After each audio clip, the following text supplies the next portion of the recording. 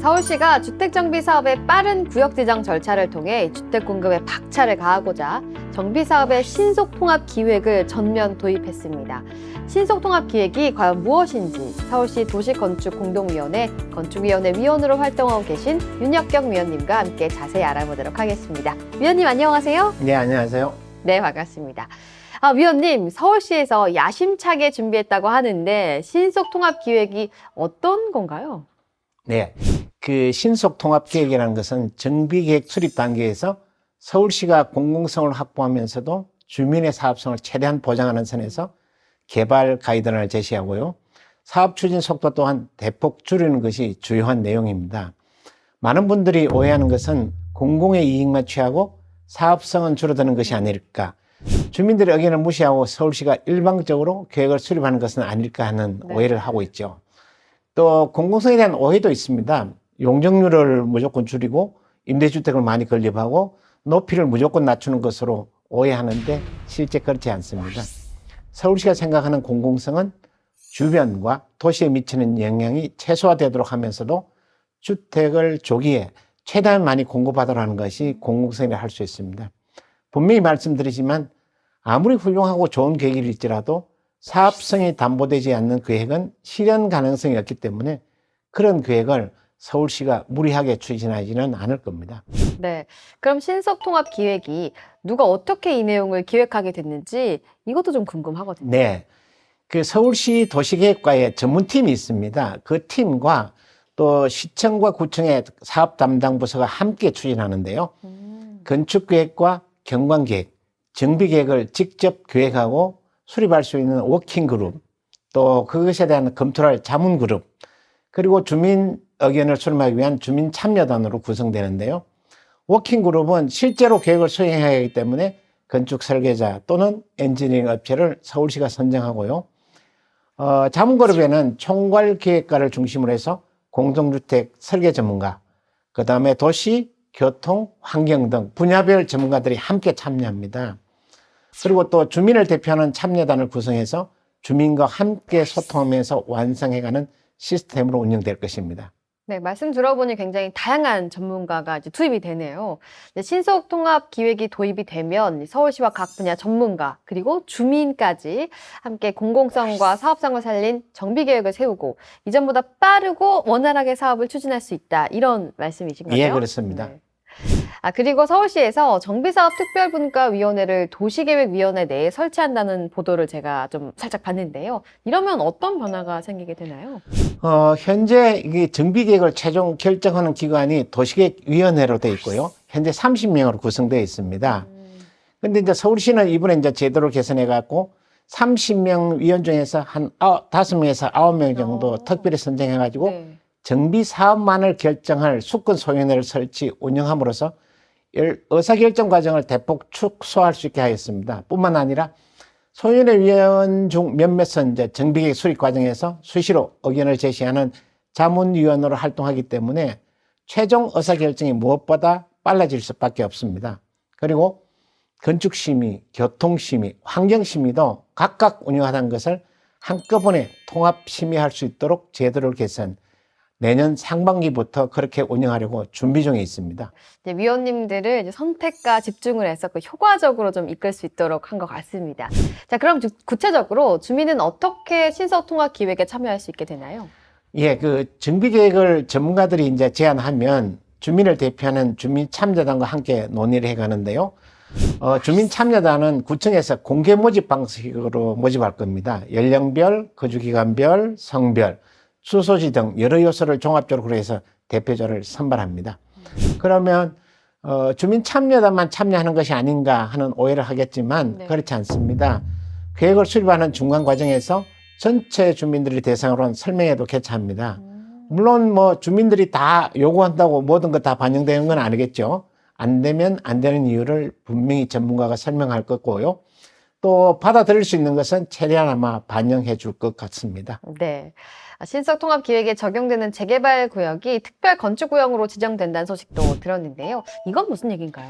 그 재개발 사업구역 상당수가 구릉지나 자연경관이 위치한 곳이 굉장히 많습니다. 그래서 현행 건축법 기준을 적용하면 지금 제대로 된 사업 용적률 확보가 사실상 어렵습니다. 그래서 주변 경관이나 도시 여건을 충분히 배려하면서도 공공성과 사업성의 균형을 이루는 창의적이고 유연한 정비계획을 수립하기 위해서는 건축법에서 정한 특별건축구역 지정이 필요합니다. 특별건축구역이 지정되면 조경, 대전의 공지, 건폐율, 건물 간 인동 간격, 그리고 정북 방향 일조 기준, 높이 제한 기준 등을 적용하지 않거나 일부 완화받을 수 있어서 설계하는데 굉장히 자유롭게 설계가 가능해집니다. 물론 어떤 창의적인 설계를 통해서 단지를 브랜드화할 정도의 도시 경관을 창출해야 할 의무도 있습니다.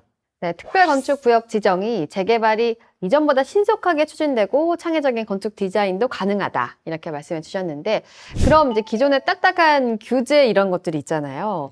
이제 좀 완화되고 융통성 있게 적용되면 더 좋을 것 같은데요. 네.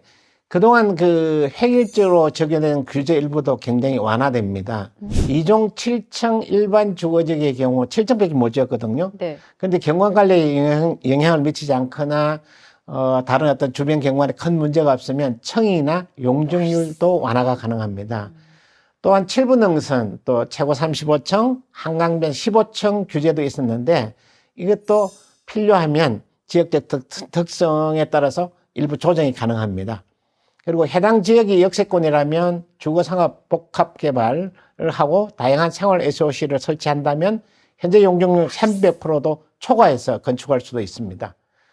그리고 지금 공공시설은 지금까지 도로, 공원 이런 것들만 기여하도록 했는데 앞으로는 지역 주민의 니즈를 고려한 다양한 생활 SOC, 즉 키움센터라든지 보육시설, 체육시설 등 지역에 필요한 공공시설을 확보하는 쪽으로 운영할 것입니다.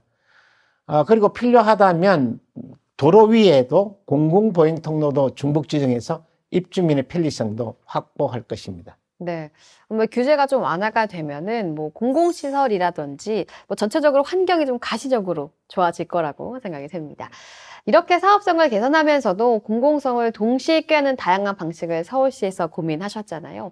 신속통합기획과 정비계획을 수립할 때 주민들이 꼭 알아야 되는 점 혹시 있을까요? 이 사업의 핵심 사업 주체가 지역 주민이죠. 네. 이 지역 주민들이 원활한 의사소통하고 통일된 합의가 가장 중요합니다. 네. 계획을 수립하는 과정에 주민 참여단의 역할도 굉장히 중요하고요. 또 주민 설명할 때 주민들이 적극적인 참여를 해서 자기 의견을 개진해야 됩니다. 내가 살고 있는 지역이 어떻게 바뀌는 것이 합리적인지 또 관련 정보에 대한 공부도 많이 하여야 합니다. 네, 맞습니다. 뭐 의견 내는 것도 중요할 것 같고 공부도 저도 열심히 한번 해보도록 할게요. 소통이 근데 잘 안 되면 계획안이 나와도 어느 시점에 계획에 좀 반대하는 주민이 생길 수도 있고 그러면 사업이 좀 지체가 되고 정체가 되고 그러지 않을까요? 그렇습니다. 문제는 이 주민들이 정확한 정보를 서로 나눠야 되는데 누가 뭐라 카더라 하는 카더라 통신, 왜곡된 정보가 지역에 퍼지면요 사업 추진에 상당한 어려움이 생기게 됩니다. 많은 사업기관이 대충 이렇게 서로 소통되지 않는 이상한 유언비어가 떠돌아서 사업이 지체되는 경우가 많습니다. 네, 그럼 유언비어도 좀 조심해야 되겠습니다. 그렇습니다. 자, 이렇게 다양한 장점을 지닌 신속통합기획을 시범적으로 실시한 사례가 있다면서요? 네. 좀 이해하기 쉽게 좀 설명 부탁드릴까요? 예, 그림에 보시는 이 사업구역은 원래 구역 지정되고 13년 동안 사업이 안 돼서 지지분했던 단지입니다. 네. 그래서 시범사업 대상지로 선정되어서 신속통합기획이 완료되기까지 1년 우와. 걸렸습니다. 주민 제안한 그 계획 내용과 비교했을 때 면적이 약 한 7,500제곱미터 늘었고요. 네. 용적률도 7%가 증가했습니다. 그래서 높이도 25층에서 29층까지 높아졌고요. 그 세대수도 300세대가 증가됐습니다. 당초의 기반 시설은 도로, 공원, 녹지를 조성하는 것이었는데요. 우리 용적률을 그만큼 더 주고 네. 그 대신에 그 지역에서 장사를 하시던 영세 상권 세입자들이 있는데요. 이분들이 들어갈 수 있도록 공공임대 상가를 추가 계획하도록 했습니다. 이것이 아마 서울시가 말하는 공공성의 하나가 아닐까 생각합니다. 정말 들어보니까 사업성과 공공성 이 두 마리 토끼를 동시에 잡은 셈이다 이런 생각이 드는데요. 네, 그렇죠. 그 오해하기 쉬운 게 공공성이 확보되면 사업성은 줄어든다 이렇게 생각하는데 그렇지 네. 않습니다. 신속통합계획에서 말하는 공공성은 일단 사업성을 최대한 보장한다. 그리고 단지를 브랜드화할 수 있어 디자인을 활성화시킨다. 그리고 주변 지역에 필요한 공공시설을 찾아내는 것이라 말할 수 있습니다. 결국 그 결과는 입주 후 조합원들이 누리게 되는 좋은 단지를 만드는 것이죠. 사업기간을 대폭 줄임으로써 불확실성도 줄이고요. 사업 비용도 절감해서 결과적으로는 조합원의 분담금도 줄어드는 경제적인 효과도 무시할 수 없지요. 네. 지금까지 신속통합기획에 대해서 알아봤는데요. 자세한 개념부터 사례까지 말씀해 주시니까 좀 쉽게 와닿을 수 있었던 것 같습니다. 주택 공급 확대를 위해 서울시는 더 유연한 기준으로 주민들을 지원한다고 하니까 향후 재개발을 통한 양질의 주택 공급 기대해 보셔도 좋을 것 같습니다.